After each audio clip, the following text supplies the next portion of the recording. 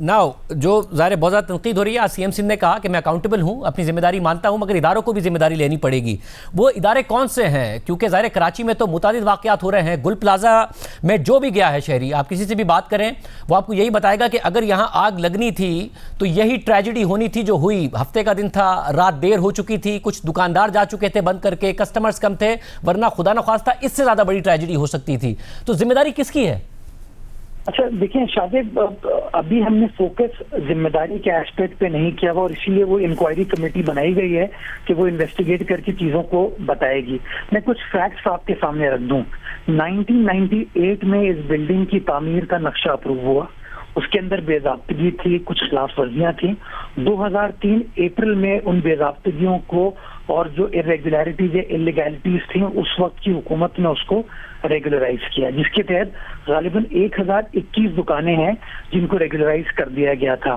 जो अभी मौजूदा सूरत हाल हमें बताई गई है, 1200 दुकानें इसके अंदर मौजूद थी जो ऑपरेट कर रही थी। अब नेचुरली ये ओवर द इयर्स ये तमाम बतदरीज खराबियां इसके अंदर आई हैं, जिसको इन्वेस्टिगेट करना पड़ेगा, देखना पड़ेगा कि कौन कौन उसके अंदर उसका लैप्स है या उसकी गलती है। दूसरी चीज जो है वो है with regards to fire safety audit. होता ये शायद कि जब कभी भी इस तरह का वाकया होता है हम सब प्रोएक्टिवली काम करते हैं, लेकिन वाकया होने के बाद जो है इन तमाम चीजों को बैक बर्नर पर रख दिया जाता है। इसकी मैं मिसाल दूंगा, आरजे मॉल गुलिस्तान जौहर का राशिद मिनाज रोड का वाकया हुआ था। हमने उस जमाने में शहर के अंदर फायर सेफ्टी ऑडिट किया था, तकरीबन कुछ 600 साढ़े 600 बिल्डिंग्स का, जिसकी रिपोर्ट हमने भेजी थी और मैंने वजीर आला सिंध को वो रिपोर्ट आज शेयर भी की कि सर ये रिपोर्ट हमने भेजी थी, अगर इसके ऊपर ही इदारे काम करना शुरू कर देते हैं तो कहीं ना कहीं चीजें आसान होगी। हमने ताजिरों को भी ये रिक्वेस्ट की कि जब सरकार काम करती है, हुकूमत काम करती है, हमारे नुमाइंदे काम करते हैं, तो कहीं ना कहीं से प्रेशर आता है। आप कहते हैं कि जी ये करप्शन हो रही है, इसमें इल्जाम तराशियां स्टार्ट हो जाती हैं। आपने ही ऑडिट कराया, आपने ही उस वक्त रिपोर्ट आई और 2 साल हो गए उस रिपोर्ट को आए हुए। वो जनवरी 2024 में आई थी, इस वक्त हम जनवरी 2026 में हैं। आप वजीर आला को ये कह रहे हैं कि इस पर काम होना चाहिए था। आपकी हुकूमत है और आपको कोई इत्तेहादी भी नहीं, आप तो सिंपल मेजॉरिटी वाली हुकूमत है। आपको किसने काम करने से रोका? क्योंकि आपने 28 जब आरजे मॉल राशिद मिनाज पर आग लगी, आपने 28 नवंबर 2023 को कहा कि अगर इस बिल्डिंग के अंदर फायर सेफ्टी एग्जिट होता जो कि नक्शे के अंदर देखा जा सकता है और निशान होते, लेकिन गालिबन ऐसा कुछ नहीं था। फिर आपने आयशा मंजिल 6 दिसंबर 2023 को जब वाकया हुआ वहां पर भी आपने कहा कि जी बड़ा जामे और मुफस्सिल काम करने की जरूरत है। 6 दिसंबर 2023 आयशा मंजिल का वाकया, आपने कहा फायर सेफ्टी ऑडिट स्टार्ट कर दिया है। जिन जिन बिल्डिंग्स के अंदर फायर सेफ्टी मैकेनिज्म नहीं होगा, इमरजेंसी एग्जिट नहीं होगा, वो मेरे शहर में नहीं चल सकती। इस बात को 2 साल हो गए। ये आपने कहा था कि मेरे शहर में ऐसी बिल्डिंग नहीं चल सकती। मैं देखिए शादिब, मैं तो आपके सामने फैक्ट्स रख रहा हूँ ना, कम से कम ये बता तो रहा हूँ ये एफर्ट की जा रही है उस बिल्डिंग को सब एफर्ट होती तो 2 साल बाद आप ये ना कह रहे होते ना मुर्तज़ा साहब। शादिब हियर मी आउट, शादिब मुझे हियर मी आउट, मेरे लिए भी उतनी तकलीफ है जितनी आपके लिए एक आम शहरी के लिए है। मैं आपको मैं जो जमीनी हक़ाइक़ है वो आपको बता रहा हूँ कि जब आप काम करने जाते हैं, आपको पता है आरजे मॉल किसकी जुरिस्डिक्शन है? तो जिनकी जुरिस्डिक्शन है उन्होंने रोका। आप बताइए किनकी जुरिस्डिक्शन? नहीं, मैंने पता ही तो, देखिए मेरा काम है as the custodian of fire authority उस चीज को मुतला करना। कंसर्न इदारों को बता दिया जाता है, हम इस तरह की खबरें करते हैं, उसके बाद चीजों को भूल जाते हैं। मैं गुजारिश ये करूँगा, मैं सिर्फ जानता हूँ फरवरी 2024 में केएमसी ने, मैं सिर्फ ये जानना चाह रहा हूँ जो आपने ऑडिट कराया था किसी चीज के, मुर्तज़ा साहब मैं सिर्फ ये जानना चाह रहा हूँ जो आपने ऑडिट कराया था फरवरी 2024, आपसे तकरीबन 2 साल पहले, केएमसी ने सिंध हाई कोर्ट को बताया कि 266 इमारतों का सेफ्टी ऑडिट किया गया, उनमें से किसी के पास भी फायर डिपार्टमेंट का फायर सेफ्टी सर्टिफिकेट या एनओसी मौजूद नहीं था। और फिर ये कैसे हुआ? उसमें जब नहीं था, 2 साल हो गए इस बात को, उन 266 इमारतों में क्या मुख्तलिफ इदारों ने रोका आपको जब आपने ये दावा किया था कि मेरे शहर में नहीं काम ऐसी बिल्डिंग चलेंगी? शाहिद आप जस्ट हियर मी आउट, मैं आपको एक्सप्लेन ये कर रहा हूँ, हमारे यहाँ एनफोर्समेंट का फुकदान है, एनफोर्समेंट नहीं हो पाती ड्यू टू वन रीजन और दी अदर। आज हम फैसला कर लें कि भी कोई कॉम्प्रोमाइज नहीं होगा इसके ऊपर, किसी की इंसान की जान से नहीं खेल सकता कोई शख्स, फैसला कर लिया जाए ना इस चीज के ऊपर। जब हम कोई कार्रवाई करते हैं फिर इल्जाम तराशियां स्टार्ट हो जाती हैं, तो मैं इसलिए अभी इल्जाम से हट के मैं तो आपको ये बता रहा हूँ, इतना भी बता दीजिए ना कौन फैसला कर ले। आप नाम तो ले दीजिए ना कि कौन फैसला, अगर आप नहीं तो कौन, मुराद अली शाह साहब नहीं तो कौन फैसला कर ले तो फिर उस पर अमल होगा? नहीं, देखिए ना, जिसकी जो जुरिस्डिक्शन है उसको वहां पर काम करना है ना। मैंने आपको एग्जांपल दिया और मैंने ये प्रोटेस्ट किया था अपनी हुकूमत के सामने कि आरजे मॉल का जब वाकया हुआ था एफआईआर केएमसी के ऊपर कटा दी गई थी, हालांकि वो एरिया कंटोनमेंट रोड फैसल का था। तो ये मगर ये सारी 266 इमारतें तो कंटोनमेंट में नहीं आती थी, बहुत सारी तो मैं आपको एग्जांपल देखिए, मैं ऑफ द कफ आपके सामने बात में आपको एग्जांपल दे रहा हूं कि इस तरह रुकावट आती है ना। जो मुतालका इदारा है, नेचुरली जो बिल्डिंग कंट्रोल अथॉरिटी है, उसको कार्रवाई करनी है उस जगह पे। हम उसको आइडेंटिफाई करके बिल्डिंग कंट्रोल अथॉरिटी को लेटर लिखेंगे, हम उनको बताएंगे कि जी ये हमने फायर सेफ्टी ऑडिट किया, इसमें ये खामियां, इनको एड्रेस करें। वो इन्फोर्समेंट नहीं होती। इस कमी को तो हम मान रहे हैं, एतराफ कर रहे हैं इस चीज का। और आज वज़ीर आज़म साहब को यही कहा गया कि sir once and for all इन चीजों को तय कर लिया जाए कि अगर बिजनेसमैन भी आपको आके कहते हैं, ट्रेडर भी आके कहते हैं कि नहीं सर इसके ऊपर खामोश हो जाए, तो we should not, we should take the support of the chamber, we should take the support of the association और जाके इन चीजों को एनफोर्स करें। मैं ये गुजारिश कर रहा हूँ आपके। जाहिर है जो इमारतें कंटोनमेंट बोर्ड या किसी के भी माते आते हैं, और आप कह रहे हैं कि आपने सीएम से भी कहा है जो सिंध हुकूमत के अंडर आती है। नाउ रेस्क्यू 112 सिंध के आज़ाद-ओ-शुमार के मुताबिक में 2728 आग लगने के वाकयात हो चुके हैं और जो प्रोटेक्शन फायर इमरजेंसी का निज़ाम है वो भी खासा मखदूश है। तो कराची तो में आग लगने के वाकयात शॉर्ट सर्किट की वजह से, दीगर चीज़ों की वजह से मुसलसल हो रहे हैं। एक बड़ी इमारत है, ज़ाहिर उस पर शोर ज़्यादा मचा, लोगों के ज़्यादा मारे गए हैं, मुसलसल वाकयात हो रहे हैं। मुसलसल इदारे कह रहे हैं कि कराची में इस वक्त जो है बहुत बड़ी ट्रेजिडी हो सकती है, जो कि हो गई है गुल प्लाजा की। ये प्रॉब्लम है शाज़े, बिल्कुल। और इस प्रॉब्लम को एड्रेस करने के लिए फायर सेफ्टी ऑडिट कराया गया था ना, कि हमने एग्जाम्पल क्रिएट किया कि यार ये चीज की जा सकती है। इशू हमारे यहाँ सिर्फ ये है कि वो इन्फोर्समेंट नहीं हो पाती। और मैं इस बात का एतराफ कर रहा हूँ कि जी इस इन्फोर्समेंट के ऊपर हमें फोकस करने की जरूरत है। जब तक हम इन्फोर्समेंट की तरफ नहीं जाएंगे, सजाएं नहीं देंगे लोगों को, तब तक जो है हम इन चीजों को ठीक नहीं कर पाएंगे।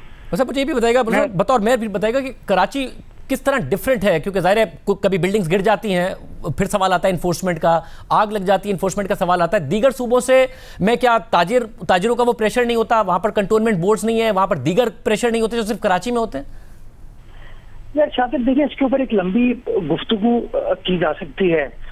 मेरे ख्याल में पूरे पाकिस्तान में, क्या दुनिया में कोई शहर नहीं होगा जिसमें कोई 38-39 जुरिस्डिक्शंस हैं। अब जब आप किसी चीज को देखते हैं और कोई खराबी को देखते हैं, तो आप खराबी को देख के कहते हैं कि इसका जिम्मेदार वजीर आला सिंध है या इसका जिम्मेदार मेयर कराची है, वजीर बल्दियात है।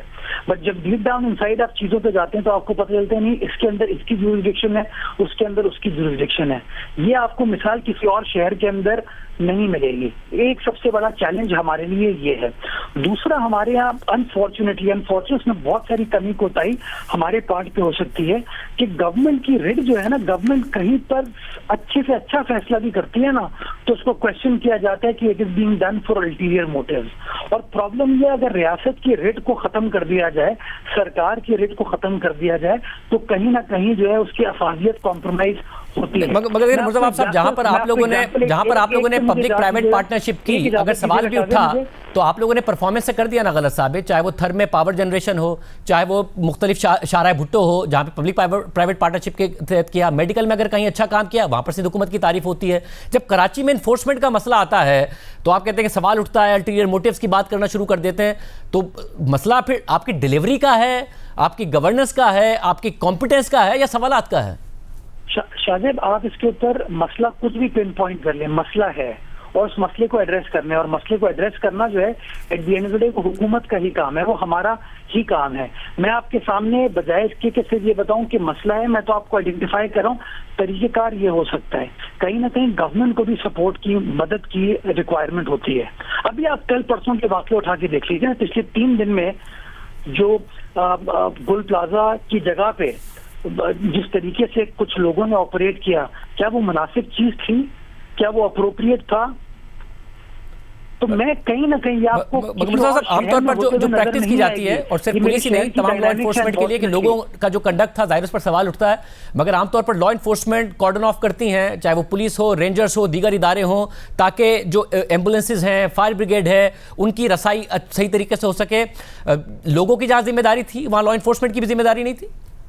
बिल्कुल थी जिम्मेदारी, लेकिन शादी में अगेन पता है, आप take it in the right tone. मुझे आज हमारे एम्बुलेंस वालों ने कंप्लेन की सरकारी एम्बुलेंस 1112 वालों ने कि सर जब हम डेड बॉडी को निकाल रहे हैं ना तो उसमें झगड़ा हो रहा है जो प्राइवेट एनजीओज की एम्बुलेंसेज वहां खड़ी हुई थी। इस तरह की रुकावटें जो आती हैं, इट्स अ प्रॉब्लम। और आपकी बात सही है कि as government it is our responsibility to tackle that problem, but problem जो है अनफॉर्चुनेटली कि हम सिर्फ जो है उस प्रॉब्लम को आइडेंटिफाई करने में फंसे रहते हैं।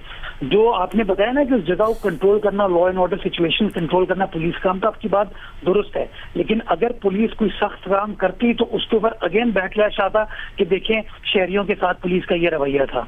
तो हमें कहीं ना कहीं मैं समझता हूँ थोड़ा सा, और वज़ीर आला सिंध ने आज की प्रेस कॉन्फ्रेंस में इस बात का इजहार किया। मैं आपको एग्जाम्पल दूं कि हमें सुबह रात को जब ये बारिश हुई, हमें अपने बारिश कह रहा हूँ सॉरी, जब ये आतिशबाजी का वाकया हुआ, हमें अपने वाटर बाउजर्स को और हाइड्रेट अपना जो फायर टेंडर्स हैं उनकी एक्सेस क्रिएट करने में प्रॉब्लम हो रही थी एमेजना रोड पे, क्योंकि वो ब्लॉक किया हुआ था। ब्लॉक करने वाले प्रोटोकॉल भी था, ब्लॉक करने वाले कानून नाफिज करने वाले इदारे भी थे, ब्लॉक करने वाले DSNGs भी खड़ी हुई थी।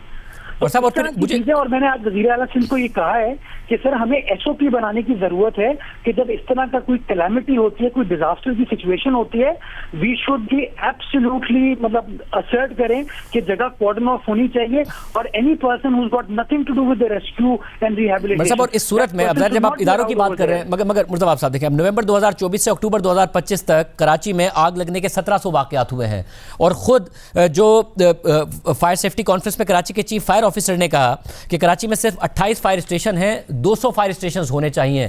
अब फायर स्टेशन, फायर ब्रिगेड को इक्विप करना, क्योंकि फायर ब्रिगेड के हवाले से तो ये भी आई कि मैसिवली अंडर स्टाफ्ड है, तकरीबन 450 लोग जो हैं जो और भर्ती होने 1 से 17 ग्रेड के, इससे कौन रोक रहा है सिंध हुकूमत को? अगेन शाहजेब, आप इस इशू को किसी और तरफ ले गए।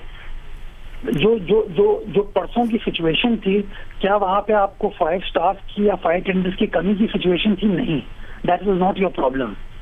मतलब शुरू में तो यही हुआ ना कि एक फायर ब्रिगेड आया और टाइम पर आ गया, मगर उसके बाद पानी की कमी और ये सारे मामला हो रहे थे। हमेशा हम डिफ्लेक्ट कर जाते हैं, जो कोर इशू है उसको एड्रेस कीजिए।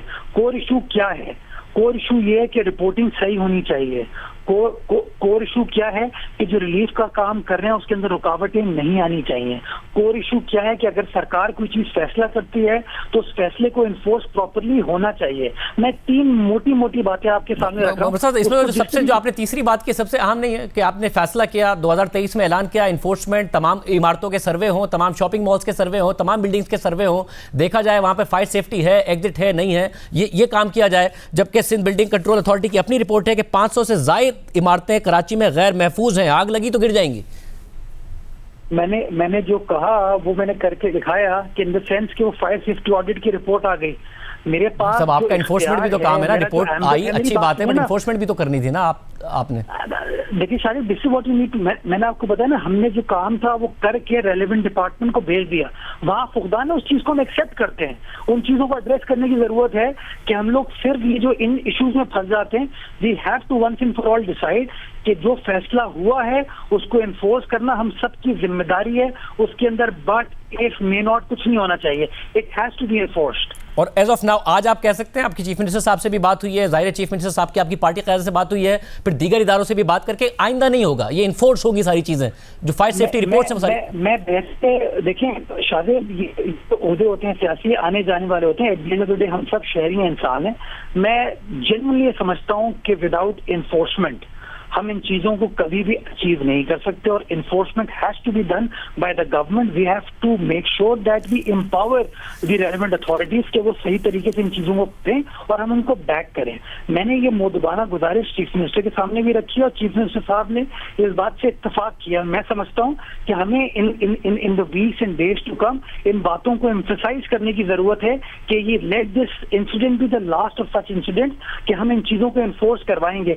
Put pressure on the government, put pressure on me कि जिन चीजों को एनफोर्स करने की जरूरत है, और मेरे ऊपर कोई रुकावट आएगी मैं आपको बताऊंगा।